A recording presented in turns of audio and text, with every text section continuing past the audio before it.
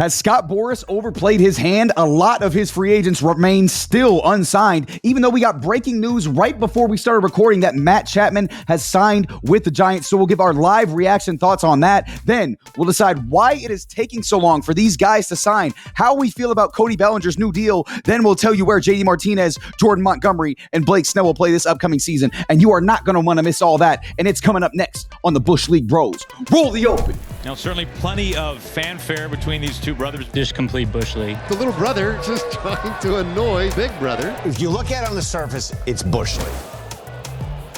Something about that sticks in my craw.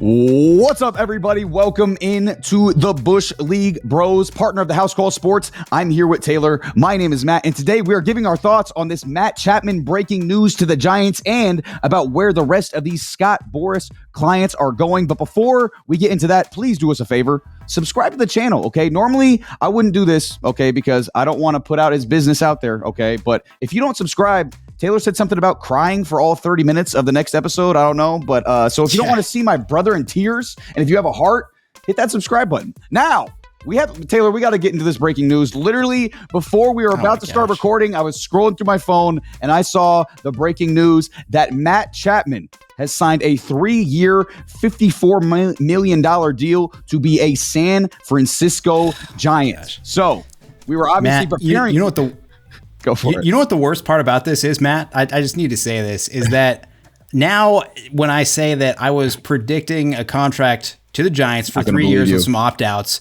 it just sounds like absolute BS. And I'm pretty frustrated that he couldn't have waited just like 20 more minutes. Just 20 more minutes, Matt Chapman. Yeah. And it would have made me look a lot smarter. But, you know, here we are. And now I'm just going to look like a guy that is like, oh, I knew it was going to happen. And it's not great for me, but I'm happy for Matt Chapman. Yes, and again, this was literally right before we were recording. I was scrolling through my phone. I saw the notification pop up. He is going to be a San Francisco Giant. He will be the San Francisco Giants third baseman. So, Taylor, give me your live reaction thoughts. Obviously, this literally just happened, so tell us what you think, man. Matt Chapman to the San Francisco Giants. Yeah, it kind of seemed lately, I mean, like everything was trending towards the Giants. None of the other teams really made that much sense for him. Like the Cubs seemed like an early fit. It would have given them probably the best defensive infield in baseball with Chapman, Dansby Swanson, Nico Horner, and then especially if you're put Bellinger's, you know, he's probably playing center, but put him at first base and you're looking at an all-time great defense right there. I think they're hoping that Morel can figure things out at the hot corner. He hasn't graded out well defensively, but they've got some other internal options there, and they've got like Nick Madrigal and Patrick Wisdom, so it didn't make much sense for them. A reunion with the Blue Jays didn't make much sense. I thought maybe if this drew out long enough, there would potentially be like a 1-year deal to the Blue Jays with Matt Chapman, just because if you're going into spring training late, it would make more sense to do so with a team that you're familiar with. The Mariners were also kind of on the radar for Matt Chapman, but that didn't really make a whole lot of sense to me. Obviously, they had the money for it, and he would be an upgrade over Josh Rojas, who's their third baseman right now, but also the Mariners have been making a concerted effort to get rid of these guys that maybe have a little bit more whiff concerns, and Chapman kind of fits into that category, and it also wouldn't make much sense for them to get rid of Geno only to bring in Matt Chapman. I wouldn't have been surprised with the Angels, a 1-year deal to the Angels, you know, signing Chapman sends Rendon to the bench or the DH spot, which is, you know, where he wants to be because he's so burdened by the opportunity to play baseball at any given time. And the Angels have the cash. They're willing to spend it. The Giants have been trying to add power all offseason. We saw with the Soler deal, and I think this does that for them. Chapman only hit 17 home runs last year, but in terms of overall production, he really only had 2 good months at the plate in April and July, and outside of all those other months, he was well below average, and you know, he does swing and miss a lot, but he also hit the ball harder than like almost anyone in the league overall. He had a 17.1% barrel rate. He was 5th in exit velocity, and his expected home run numbers last year were absolutely wacky. The difference between his expected home runs and his actual home runs was minus 3.7, which means he should have had on average about 4 more home runs, which was the 8th biggest difference in the league. Definitely adds the power element that they've been looking for. He's projected right now at about 25 home runs, which feels about right for him, and it adds some pop to that Giants lineup. But I would be curious to hear from Matt Chapman if he regrets rejecting that initial Blue Jays offer, which was around 5 years, $100 million, because right now, I'm sure that's looking pretty good. But ultimately, like, I think this is a big win for both parties. But it's probably not what Matt Chapman was hoping for when he got into free agency this year. Man, it's crazy how the tides have turned. Like at the start of free agency, when you hear what we're gonna get into it later, what these Boras clients were looking for, as opposed to what they're actually getting. Bellinger was looking for $200 million, and he gets 3 years, 80. Chapman's looking for something around the 150, 160 range, and he gets 54.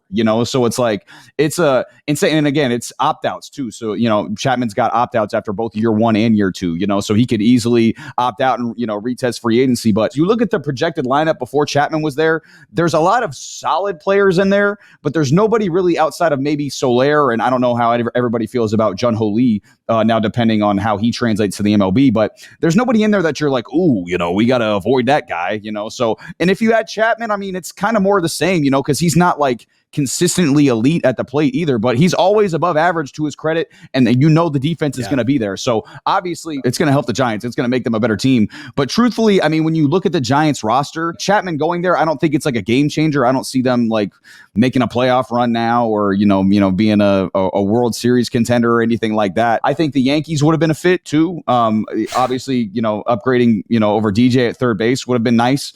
Just because his defense is so good, but the Yankees weren't going to spend that money because every dollar they spend now is going to be doubled as far as the tax goes. I definitely think it's going to help the Giants. I just don't know if it's really going to push them to the point of like contention. They've definitely brought themselves back to being relevant, but I don't know if it's enough to make them contenders. Yeah, and they're in kind of a weird spot because obviously, I mean, I don't think nobody's going to overtake the Dodgers in that division this year. They're just so overwhelmingly good that, you hate to say that there's no chance anybody else is going to win that division, but it's pretty close. It's pretty close to being no shot. So really the hope for the Giants is a wild card spot, and I think they're close to being good enough to do that. And I think the biggest thing that Chapman does for them, I mean, like I said, he adds that defensive stability to the left side of the infield, which I think is really valuable. The thing I like looking at their lineup now is that he lengthens it a little bit. Once you get to that 6-7 spot, you start looking at those kind of more the platoon options like Mike Yastrzemski and JD Davis, Wilmer Flores. And none of those guys really scare you that much. But I think Chapman still has enough pop, and he hit the ball hard enough last year that he is going to give pitchers something to think about. And right now they have him listed at 6, and I think he's probably going to hit in the 5 hole quite a bit for them as well. I'm going to be interested to see how his numbers look, especially in the Giants ballpark, because it's such a pitcher friendly ballpark. I'm going to be interested to see kind of how his numbers look. Do you want to take a guess as to how many expected home runs at Oracle he would have had last year? If he played the whole season at Oracle? 17 home runs last year. Do you want to take a guess what his expected are at Oracle? 14.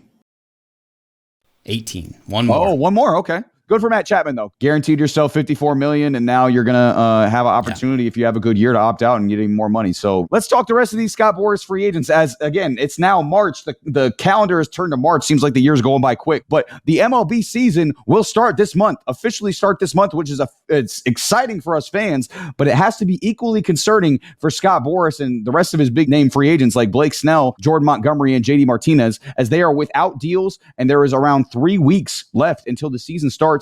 And obviously a couple of Boras clients now with Matt Chapman and Cody Bellinger signing shorter term deals with lots of opt-outs in them, which has to be another concern for all the parties who are involved, because this process is taking forever and dragging out much longer than usual. So Taylor, why have these big name Boras free agents been taking so long to sign? And then give me your thoughts on this Bellinger signing with the Cubs as well.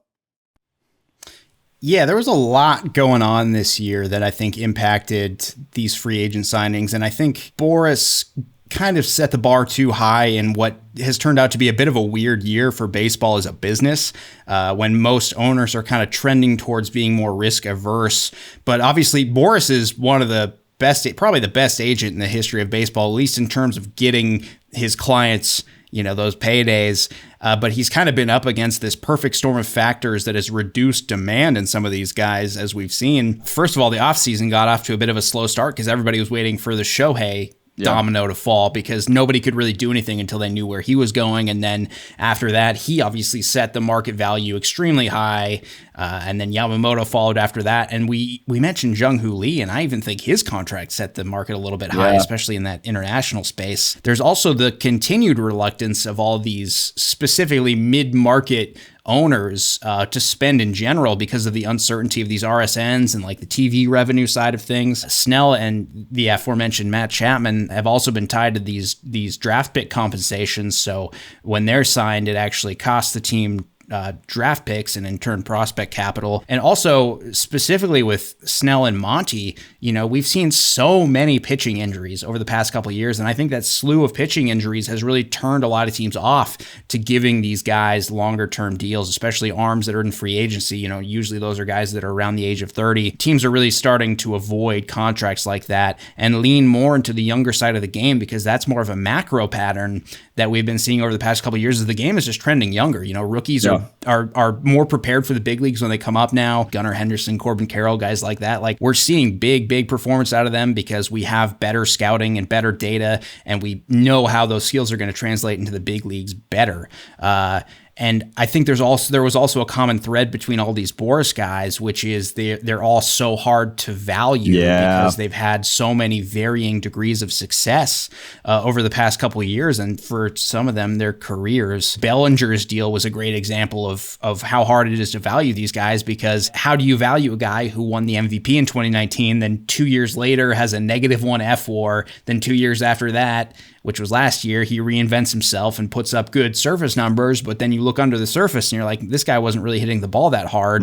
And that's obviously a sticking point for a lot of clubs now. On top of that, he's also a Gold Glove winning outfielder that can also play a Gold Glove first base. So how do you put a value on that, especially long term? Like what's your risk profile? That's a really hard thing for a club to do.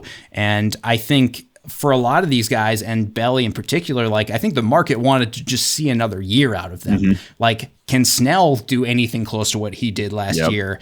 Is Matt Chapman going to be able to get his power back? Is this who Belly is now? Is he this more contact-oriented guy? Because if he can do that consistently, there's a lot of value in that. What Belly's deal did was it basically reset the market. Now all these teams know, short-term deals are also on the table, so we don't have to risk these longer-term deals with these guys that we don't quite know how to value. Yes. So I think that is also bringing a lot more teams into the fold. That Bellinger deal was great for him, great for the Cubs, and I think it was kind of bad for really all of the other Boras clients because now I think none of the other teams are really going to accept these longer term deals from most of these guys. Yeah, I think the main point that struck with me that you hit on, Taylor, was these guys are so unique as far as their situations entering free agency. Like you described the situation with Bellinger, like he went from arguably the best player in baseball to 2 years later being arguably the worst player in baseball. And then he goes back to being a really, really good player. So again, how do you evaluate that? Like from a team perspective, like I know from a Yankees fan perspective,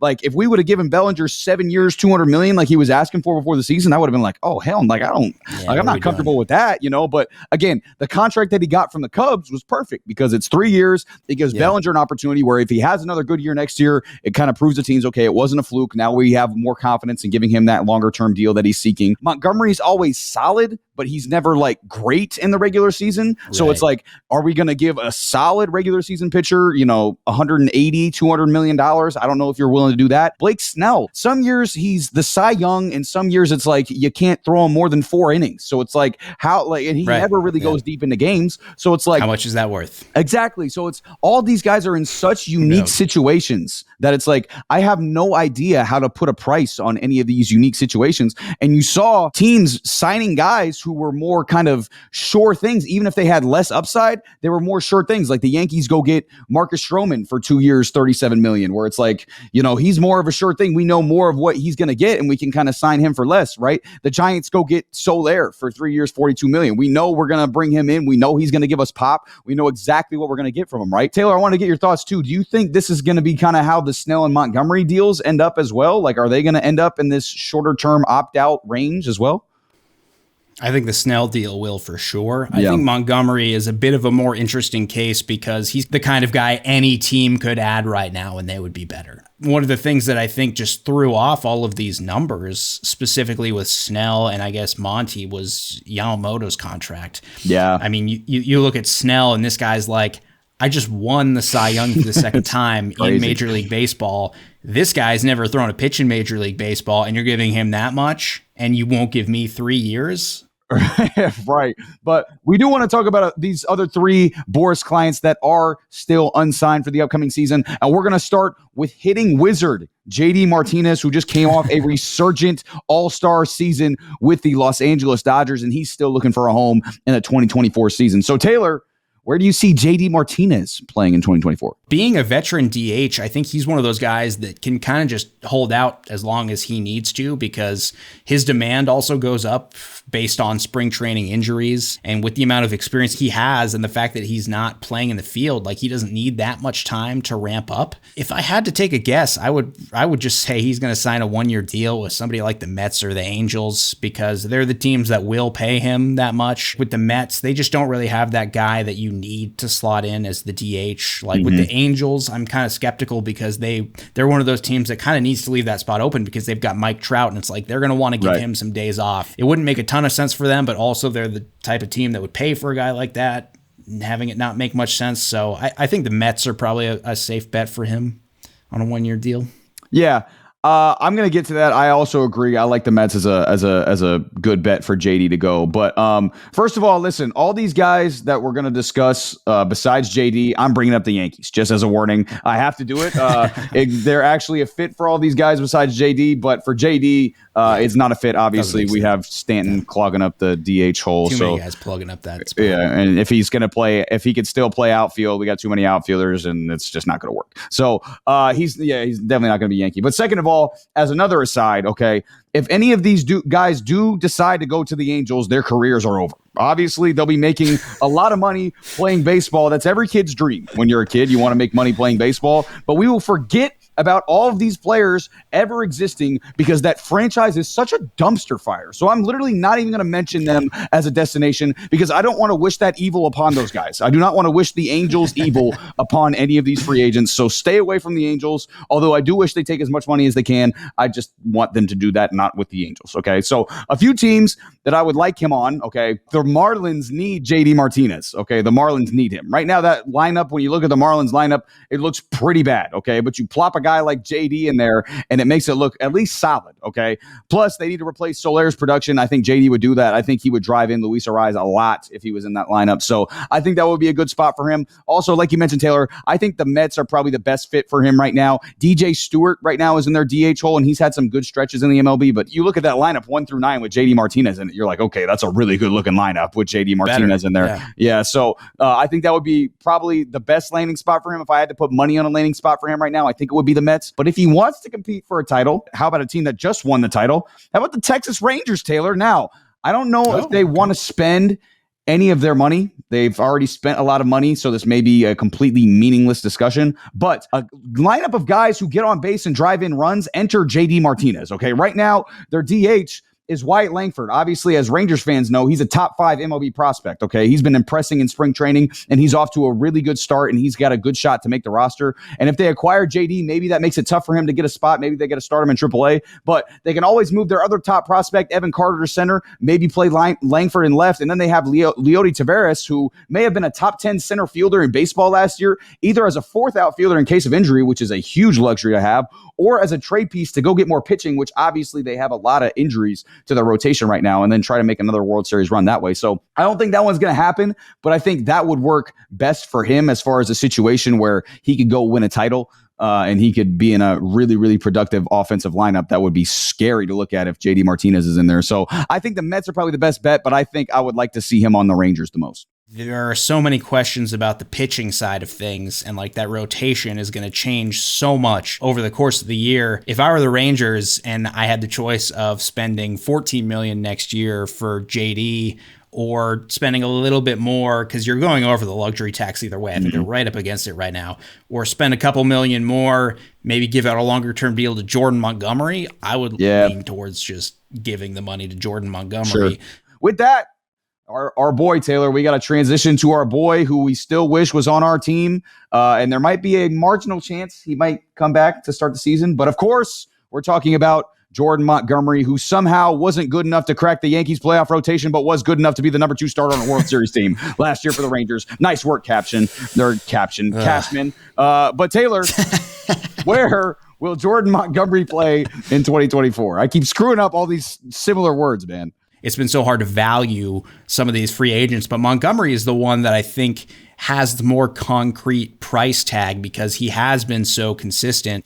Since 2021, his expected ERA has been 4.06, 4.00, 4.04. So that's about as consistently above average as you can be as a starting pitcher, and he's proven that he can play in the bigger markets like New York and in the playoffs like we saw last year, specifically in the ALCS. So he's one of those guys that I think could get a long-term deal because of his consistency, and I think it behooves him to get one this year because look at the 2025 starting pitching free agent market. There's a lot more names in that market. The Giants are still one of those teams that if you look at their rotation, especially with the horrible news that Tristan Beck is now going to be unavailable indefinitely because he has an aneurysm in his arm, and the fact that Keaton Wynn is banged up, and the fact that 2 of their guys that are supposedly going to be big parts of their rotation in Robbie Ray and Alex Cobb, they're also banged up and we don't quite know what we're going to be getting out of them.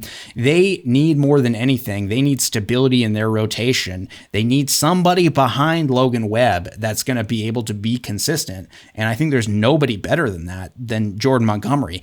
Logan Webb, Jordan Montgomery, everything else after that, you can afford to have a little bit of risk. And especially now that they signed Chapman, it just doesn't seem likely that Snell is going to be the direction they go. So I feel pretty confident about Monty going to the Giants. But like I said, he is kind of one of those guys that any team could use him. Like any team that can afford him would take him. So 100%.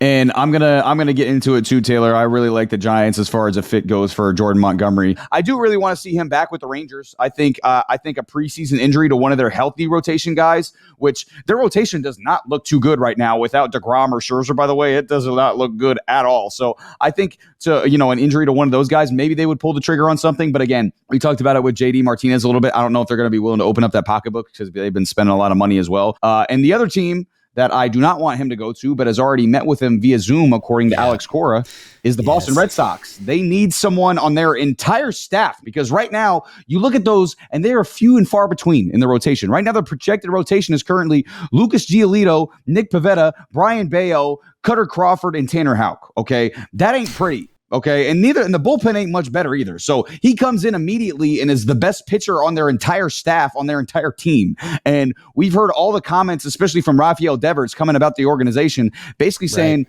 what are y'all doing? What y'all are doing is not good enough. Get us some more guys. We got Netflix coming here. Go get us some players. Go be the Red Sox. Go do what you've been doing over the course of the years. They've made some bonehead signings. They made bonehead signing after bonehead signing. They've made bonehead move after bonehead move, trading Mookie Betts, letting Xander Bogaerts walk. It's awful, okay? So there is pressure on y'all. That's what Devers is saying. So go get us some guys to give us at least a chance right now. Because right now, I don't know how you feel about this, Taylor, but I think they're clearly and obviously the worst team in the AL East. It's not even close right now that they're the worst team in the AL East. So they need reinforcements, and reinforcements bad, and I think Monty would be that. So I think he'll either be a Red Sox or a Giant, and for his sake, I would want him to be a Giant. Yeah, but looking at the Red Sox rotation, they also need a lefty. Like that, that is something they're missing. And also looking at the lineup's not bad, and the lineup could be really good. I'm really, really high on Tristan Casas this year. I like Tyler O'Neill. I think that was a good signing for them. Vaughn Grissom could, he's a highly touted prospect. Obviously, he didn't perform exactly how the Braves wanted him to, but he's still got a ton of potential. You've got great bats with Masataka Yoshida. You have Trevor Story, Jarren Durant. Like, there are some good bats in here, and I don't hate any of their rotation necessarily, but they don't have a 1, they don't have a 2, and at best they have a 3 if Giolito bounces back. But it's also hard for them because they're in the most competitive division in baseball, and there's so much competition above them that they would really have to go above and beyond to match that. But I mean, like I said, Montgomery's one of those guys where I think you can sign him. Like, he's one of those guys that could get a multi-year deal. And I think if you're the Red Sox, that's what you got to be looking at with Monty. For sure. And I mean, Taylor, I think you were being nice to a lot of those rotation guys. I think those are 4s or 5s. I think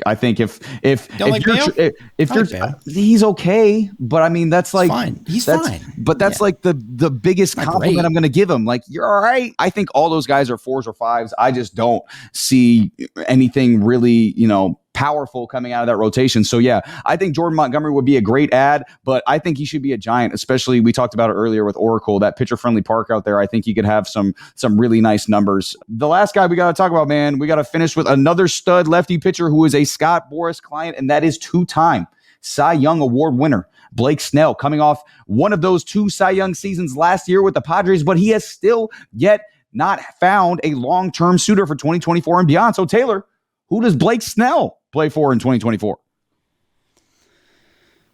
Blake Snell is tough because, coming back to this theme of tough to evaluate, I mean, he's the poster boy for that. He's got 2 Cy Youngs. He had a 1.2 ERA over his last 23 starts last year. A lot of those caught by Gary Sanchez, by the way. He's also proven that he can be really effective in the playoffs. We saw him pitch some incredible games with the Rays, specifically that game where he was taken out very unjustly against the Dodgers, but we're not going to get into that right now. But the big problem that I have with Snell, and more specifically with Boras, is that they were asking for a contract for a workhorse. And Blake Snell is not really a workhorse. He's not going to be a guy that's going to go too deep into games for you. And I read somewhere they wanted 9 years, $30 million a year, and that's just bonkers. Like, I think that just immediately turned off so many potential suitors because they were like, we're not even close to that. There is absolutely no way that we're going to be anywhere near that. So we're done. See you later. Hang up the phone. And out of all of these guys, I think Snell was the one that was most affected by Bellinger's deal for that reason, because I think this was his real shot to get that long-term deal, because at least after this year, he has that leverage of, I'm the Cy Young winner last year. Like, I'm worth it. This is my second one. I've repeated it. And even though he hasn't been consistent, like, that upside is there. But obviously, I don't think we're going to see him get that now, because Bellinger's kind of opened that door, because we've seen a very similar career path from Bellinger. There was a lot of talk about him going to the Yankees, and I never believed it for 1 second. I think that was all just Boras, smoke and mirrors, leveraging, whatever you want to call it, because it was pretty clear from the beginning that Snell was just not a good fit in New York. And based on the fact, I mean, as soon as they got Stroman, it was like, okay, well, that's it. The Giants still do make sense. Like I said earlier, he kind of makes sense as a pairing to Logan Webb, but they still have that risk in Robbie Ray for like a high upside lefty, so it doesn't really make a ton of sense for them to also shell out for Blake Snell. There's also another route this can go, and there's a crazy team I thought of that you're going to laugh at, and probably most people are going to laugh at here, and it's the Braves. Obviously, They would take a huge financial hit taking on a guy like Snell, but in the position he's in right now, he's got to be in kind of that FU mentality of like, nobody wants to sign me long term. Fine, I'll prove you wrong. And what better way to do that than go to a team that is going to be they're going to be in the playoffs. They're going to have a deep playoff run. And you look at their rotation, they've got Strider, who's great. And then after that, you have Max Fried, who was banged up last year. You've got Charlie Morton, who's 40. And you've got Chris Sale, who's never healthy. And then you've got a couple younger guys like AJ Smith-Shawver. They could really use a guy like Blake Snell for 1 year. And they could also talk him down to a great AAV, because they're going to be like, you're going to be competing for a championship this year with us. And then you can take that as more leverage into next year if you want that long-term deal. So I think it could also go that route as well. But unfortunately, the team that does make the most sense to me is the Angels. And especially because there are so many big free agent starting pitchers next year: Corbin Burns, Max Fried, Buehler, Zach Wheeler, Bieber, Robbie Ray, Max Scherzer. There's a lot of guys. So Snell kind of has to take what he can get right now, even if it's not the number he was looking for. And now that Ohtani has left the Angels, and with Trout kind of lobbying for them to bring in some more talent, it makes a lot of sense for them to bring in Snell, because he is somebody that the fans can get a little bit excited about. And I think they're one of the teams that will give him one of those longer term deals. So I think I could definitely definitely see him going there for like a 5-year, 120 million-ish deal, which is a little bit more than Robbie Ray's deal after he won the Cy Young at age 30. So if I had to bet, that's the way it could go, but I would love to see a more exciting option like him going to the Braves for a year. Yeah, see, Taylor, I just don't want to see that, so I'm just not even going to speak that into the universe because I just don't want to. I don't want to see Blake Snell's career go where everyone's careers go to die, and that is the Los Angeles Angels. So I don't want to see that. But Taylor, you kind of mentioned it with Snell. Like, he's got to be feeling so disrespected at this point because he just came off obviously a Cy Young season. He's one of the 2 or 3 best pitchers in baseball, and nobody wants to give him that long-term deal. Like you mentioned, like for the example, the Yankees, they've been flirting with him on and off all season. They've been treating the defending Cy Young Award winner like a side chick. That's how they've been treating Blake Snell. Like, it's insane. Like, cause he literally just won the Cy Young, but they were over there like, oh, Yamamoto, he's younger and he looks to be a little bit better. And they're like, even though he's a little bit more expensive, like the Yankees were all smitten. They're like whining and dining him, doing whatever they could to make him a Yankee. While they were just sitting over there like texting Snell on the side just in case. You know what I'm saying? Just in case. Like, I still like you, but we got to go after the big fish. You know, we got to go after him. And then obviously Yamamoto goes to the Dodgers and Snell and Boras get all excited like, oh, you need me now. And they started doing too much. They started asking for things even before they had a first date. Right. So that forces the Yankees to be like, hey, I got another one I'm talking to right now. And Marcus Stroman, I really don't need to be with you. I got one over here. He wants to be with me. He's down right now. And Snell and Boras thought, whatever, you're just bluffing, tried them enough. And then the Yankees were like, okay, we'll just take Stroman instead of you. And then they kind of, they called Snell and Boras' bluff. And they're like, oh, shit, they actually took him. We might have done too much. And then the Yankees let them marinate on that for a little while. And then they came back to him and were like, hey, we didn't forget about you. We still want you, but, we just want you to be more reasonable. But now it looks like both sides are kind of standing firm and they are going to be, remain apart. So that was a long relationship way of saying they just aren't compatible. Okay. They're not compatible in terms of that. Did that stem from like a personal experience with you? That was very specific, and that seemed like it came out very, very naturally. No, absolutely not. You've gone through what Blake Snell has gone through. Nope, definitely not. I'm not going to expound upon that further. I'm just going to go right into my next point. But all the listen, the teams.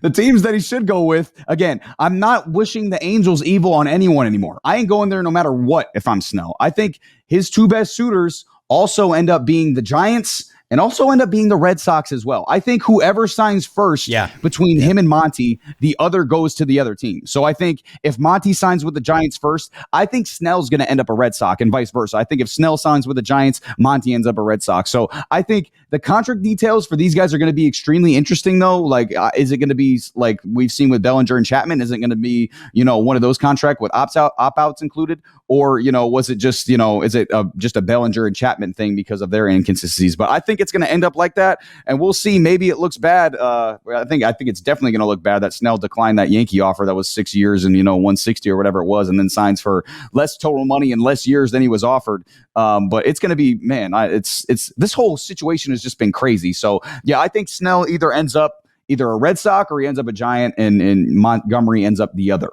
so. Yeah, I agree. I think that makes a lot of sense. And the Red Sox also seem like one of those teams that might pay him a little bit more, especially, I joked about it earlier, but like that Netflix documentary series is coming to Boston. And I'm sure they would love to have somebody else be part of that. And Blake Snell is like the perfect guy to be a part of that. They need lefties. They need somebody with upside. Like I was talking about, like, I don't hate anybody in that rotation, but like, the upside just isn't really there for any of those guys. And even like with Giolito, like obviously we've seen the upside, but it's hard to really believe that that's going to come back exactly the way he had it. But Blake Snell would give them a shot. And I think that's kind of what they need. Like they're at the point where they just need to roll the dice, and Blake Snell would be a great guy for that. So that actually, over the course of this episode, that is actually making a lot more sense to me, especially now that we know the Giants have gone with Matt Chapman. Montgomery makes a lot more sense for them than Snell. Snell's got to go somewhere else.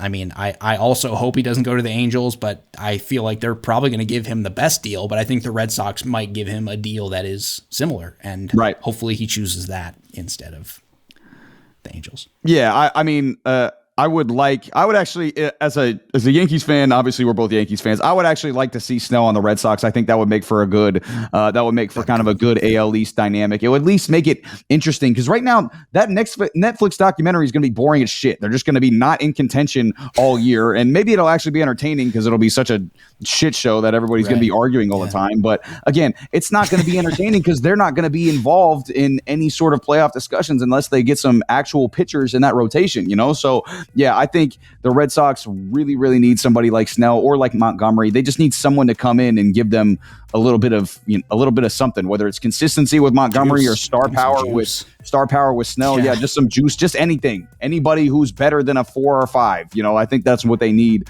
in order to, kind of make themselves at least feel a little bit better, even if it doesn't actually make them better, at least feel a little bit better about where they are in the upcoming 2024 season. But that is going to be it for us today for the Bush League Bros. Thank you guys so much for watching. Don't forget to like and subscribe. We would greatly appreciate it. Also, comment down below where you see all of these guys going. Comment your reaction to the Matt Chapman news as well. And be sure to follow us on Instagram and TikTok as well at Bush League Bros. Thank you guys for the love you've been showing on those platforms as well. We really, really appreciate it. We've been blown away by the love that we've seen so far on those platforms. And also follow at the House Call Sports on all platforms as well. If you like content from all sports, that is the place to go. And that's going to be it for us. Peace. Who do you think is going to be like the big star of that Red Sox documentary series? That's a great question. I think. Oh, well, they did just sign Liam Hendricks. Oh, yeah, they did. There you go. Obviously, Devers is a good pick too. Tyler O'Neill would be kind of fun. Maybe he rages. And then Ollie Marmol's like, "See, I told you this guy was no good."